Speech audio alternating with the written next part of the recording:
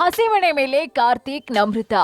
Big boss ಮನೆಯಲ್ಲಿ ಈ ಬಾರಿ ತ್ರಿಕೋನ ಕತೆ ಪ್ರೇಮ ಕತೆ ಇತ್ತು. ಮೊದಲು ಸ್ನೇಹಿತ್ ಮತ್ತು ನಮ್ರತಾ ನಡುವೆ ಲವ್ವಿ ಡವ್ವಿ ಶುರುವಾಗಿತ್ತು. ಆ ನಂತರ ಕೆಲ ಮನಸ್ತಾಪಗಳಿಂದ ದೂರವಾದ್ರು. ಈಗ ಸ್ನೇಹಿತ್ಗೆ ಗುನ್ನ ಕೊಟ್ಟು ಕಾರ್ತಿಕ್ ಮತ್ತು ನಮ್ರತಾ ಹಸಿಮಣೆ ಮೇಲೆ ಕೂರುವ ವಿಡಿಯೋ ವೈರಲ್ ಆಗಿದೆ. ಸದ್ಯ ಸೋಷಿಯಲ್ ಮೀಡಿಯಾ ತುಂಬೆಲ್ಲ ಕಾರ್ತಿಕ್ ಮತ್ತು ನಮ್ರತಾ ಜೋಡಿ ವರ ವಧುವಾಗಿರೋ ವಿಡಿಯೋ ಸಿಕ್ಕಾಪಟ್ಟೆ ಸದ್ದು ಮಾಡ್ತಾ ಇದೆ.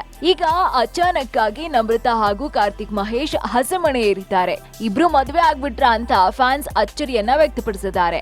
ಇಬ್ರು ಹಸೆಮಣೆ ಏರಿರೋದು ಜಾಹೀರಾತು ಒಂದರ ಚಿತ್ರೀಕರಣಕ್ಕಾಗಿ. ನಮ್ರತಾ ಹಾಗೂ ಕಾರ್ತಿಕ್ ಮಹೇಶ್ ಜಾಹೀರಾತು ಚಿತ್ರೀಕರಣದ ವಿಡಿಯೋ ಹಾಗೂ ಚಿತ್ರಗಳು ಇದೀಗ ಸೋಷಿಯಲ್ ಮೀಡಿಯಾದಲ್ಲಿ ಸಿಕ್ಕಾಪಟ್ಟೆ ಸದ್ದು ಮಾಡ್ತಾ ಇದೆ.